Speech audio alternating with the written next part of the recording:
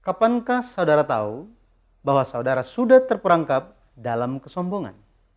Dan bagaimana cara agar tidak jatuh dalam kesombongan?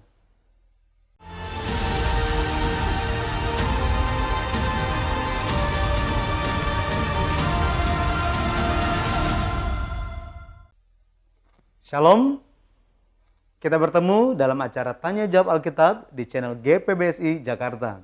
Mari makin perkaya wawasan firman Tuhan dan memperteguh iman kita pada Yesus Kristus melalui acara ini. Selamat bergabung bagi saudara yang baru mengikuti program ini. Silakan saudara subscribe, like, dan share video ini agar menjadi berkat bagi banyak orang.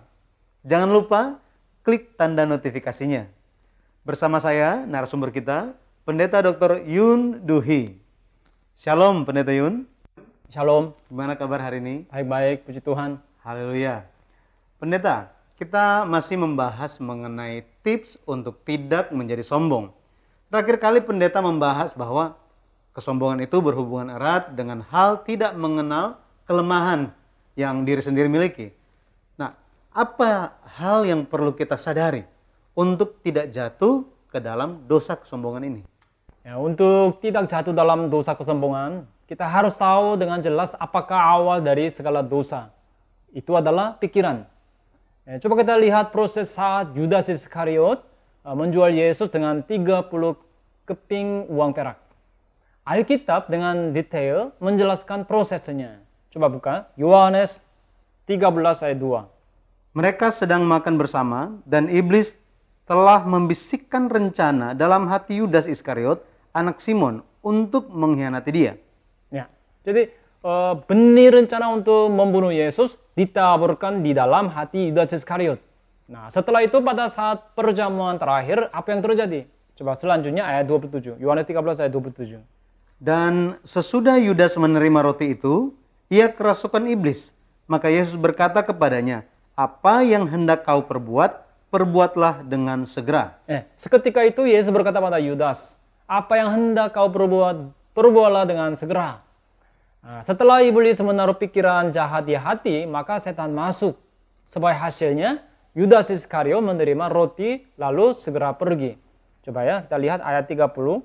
Yudas menerima roti itu lalu segera pergi. Pada waktu itu hari sudah malam. Ya, jika berdekatan dengan tinta hitam jadi bagaimana?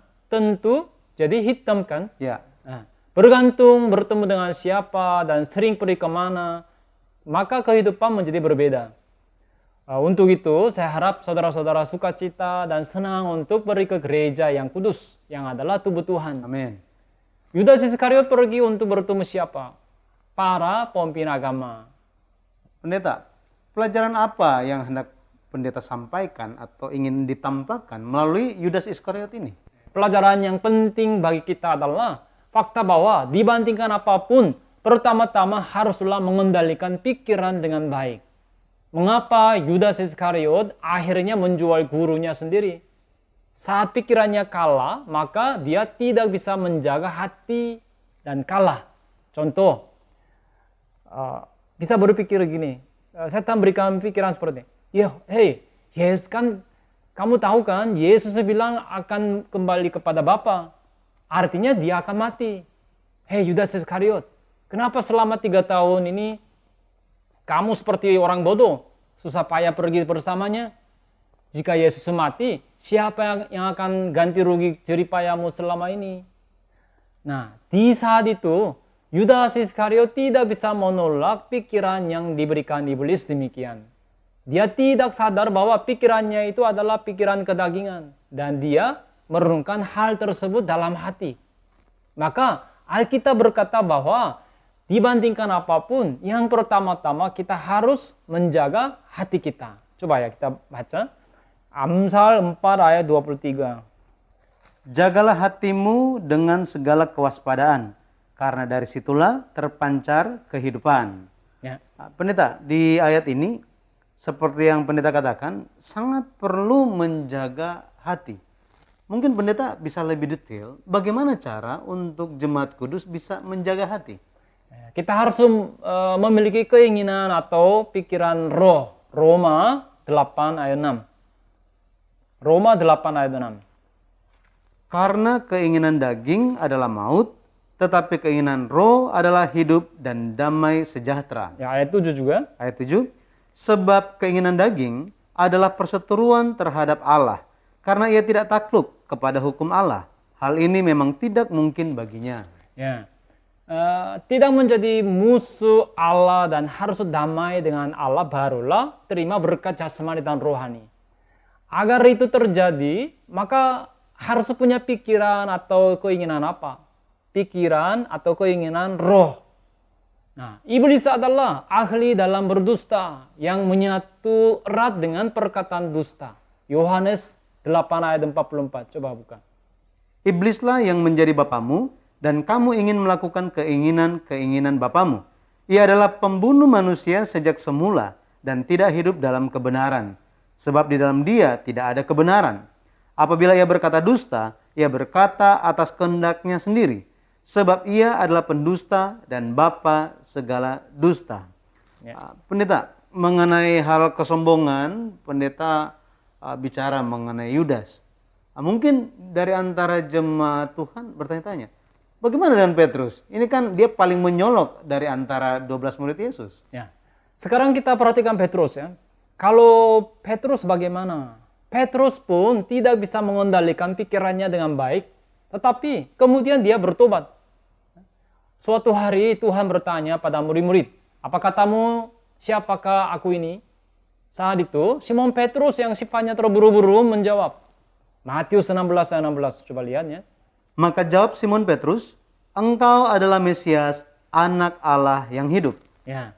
Segera kemudian Tuhan menitipkan kunci kerajaan surga padanya sambil memuji Petrus. Nah, tetapi tidak sampai beberapa menit berlalu, terdengar kata iblis kepadanya. Karena saat Tuhan memberitahukan tentang salib, saat itu dia berpikir dengan pikiran manusia. Tuhan berkata bahwa dia akan banyak menderita lalu mati. Dan pada hari ketiga hidup kembali. Kemudian Petrus bagaimana? Petrus berkata, janganlah begitu. Hal demikian sama sekali tidak akan terjadi. Coba lihat Matius 16 ayat 22. Tetapi Petrus menarik Yesus ke samping dan menegur dia, katanya, Tuhan, kiranya Allah menjauhkan hal itu. Hal itu sekali-kali takkan menimpa engkau. Ya, ciptaan menjadi sombong, lalu menegur Yesus yang adalah Tuhan pencipta. Maka segera Yesus berpaling dan berkata apa pada Petrus? Apakah Tuhan berkata, oh ternyata kamu ambil peran iblis ya? Tidak seperti demikian, tidak berkata begitu. Tetapi Yesus berkata, hai iblis.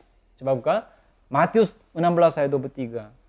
Maka Yesus berpaling dan berkata kepada Petrus, enyahlah iblis, engkau suatu batu sandungan bagiku, sebab engkau bukan memikirkan apa yang dipikirkan Allah, melainkan apa yang dipikirkan manusia. Ya, baru saja terima kunci kerajaan surga seketika Petrus menjadi iblis.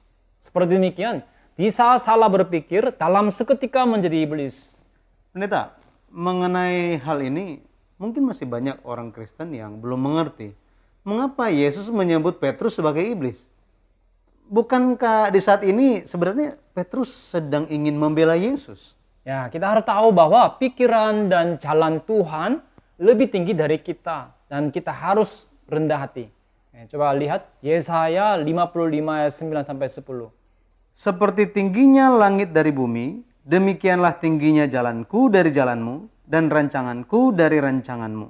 Sebab seperti hujan dan salju turun dari langit dan tidak kembali ke situ, melainkan mengairi bumi, membuatnya subur dan menumbuhkan tumbuh-tumbuhan, memberikan benih kepada penabur dan roti kepada orang yang mau makan. Nah, jadi setiap hari harus mengecek apakah aku sedang berpikir secara daging atau tidak.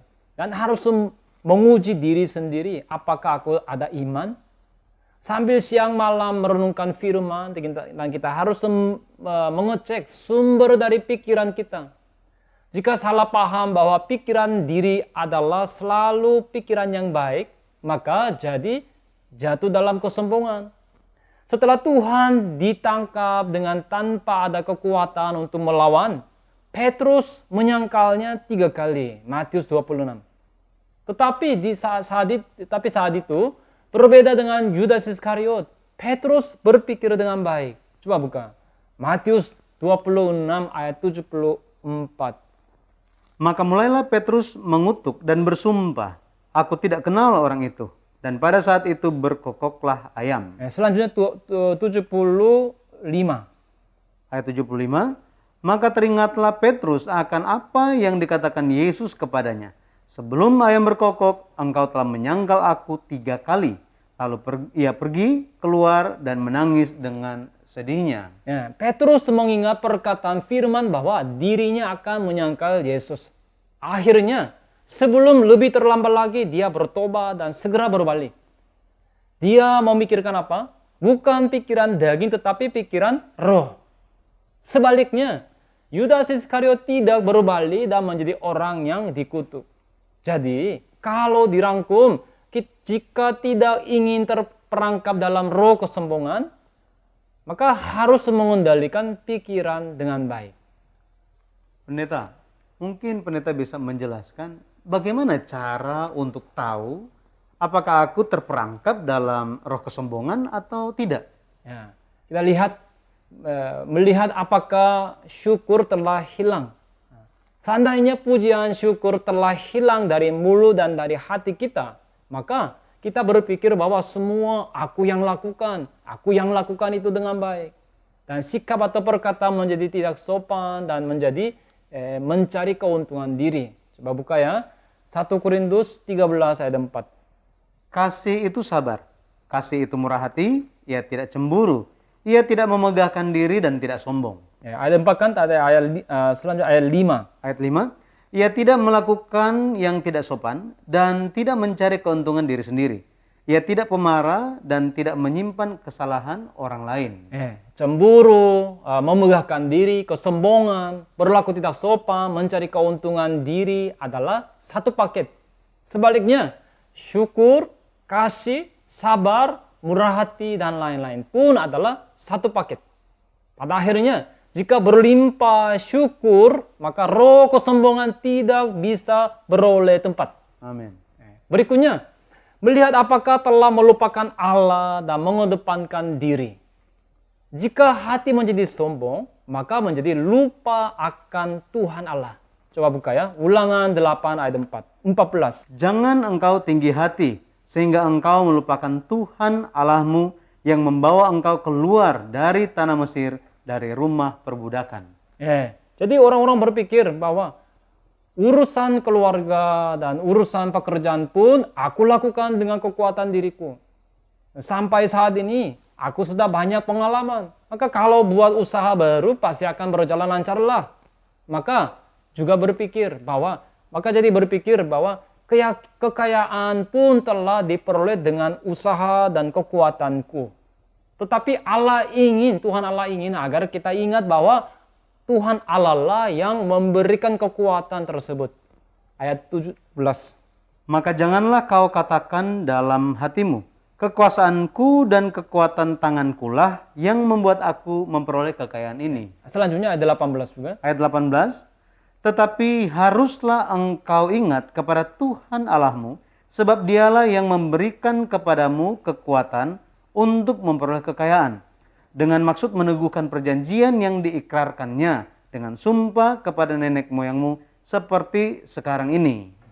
Pendeta tadi berikan tips untuk tahu apakah sudah terperangkap dalam kesombongan atau tidak. Nah, bagaimana mengenai tips agar tidak jatuh? Jadi cerita ini tidak mau jatuh ke dalam dosa kesombongan. Bagaimana, pendeta? Merenungkan kayu salib dengan mendalam. Maksudnya, menyadari dengan mendalam bahwa kita adalah orang yang sangat berdosa besar, yaitu tahu dari posisi manakah kita beroleh keselamatan. Jika kita menyadari salib dengan benar, maka tidak akan bisa sombong. Maksudnya, betapa besar dosaku dan betapa besar pengampunan dosa kayu salib. Coba tadi, balik lagi, Ulangan 8 ayat 14. Jangan engkau tinggi hati, sehingga engkau melupakan Tuhan Allahmu yang membawa engkau keluar dari tanah Mesir, dari rumah perbudakan. Yang membawa engkau keluar dari tanah Mesir. Umat Israel dulu hidup sebagai budak di tanah Mesir. Mereka sama sekali tidak bisa keluar dengan kekuatan diri mereka sendiri. Hari ini kita pun adalah orang-orang yang tidak bisa beroleh keselamatan dengan kekuatan kita sendiri. Tetapi dengan darah berharga anak domba Tuhan Yesus kita dikeluarkan dari dosa dan maut. Amin. Maka saat merenungkan salib dengan benar tidak bisa mengelak untuk menjadi rendah hati. Saat setiap hari berpegang pada salib dan merenungkannya akan bisa mengalahkan kesombongan. Kemudian mengenakan pakaian kerendahan hati lewat penderitaan. Tuhan Allah memberikan penderitaan juga sebagai cara untuk memperbaiki kita dari dosa dan kesombongan. Coba buka. Mazmur 119 ayat 67. Sebelum aku tertindas, aku menyimpang. Tetapi sekarang aku berpegang pada janjimu. Ya. Di saat menderita, meskipun sengsara dan sakit, tapi ada juga keuntungannya yang baik. Coba selanjutnya ayat 71. Bahwa aku tertindas itu baik bagiku, supaya aku belajar ketetapan-ketetapanmu. Kita menjadi sadar bahwa aku adalah keberadaan yang lemah, yang terbatas, yang tidak akan bisa jika Allah tidak menolong. Yeremia 10 ayat 18. Sebab beginilah firman Tuhan. Sesungguhnya sekali ini aku akan melemparkan penduduk negeri ini, dan aku akan menyesatkan mereka supaya mereka merasakannya. Nah ini peringatan tentang penghancuran Yehuda. Nah naskah aslinya seperti ini, lebih dekat begini. Aku akan menyesatkan mereka supaya mereka sadar. Aku akan membuat mereka menderita supaya mereka sadar. Jadi sebelum menderita, hidup semau hati kita. Tetapi lewat penderitaan dan kesulitan, Allah membuat kita sadar dan menghancurkan kesombongan di dalam kita.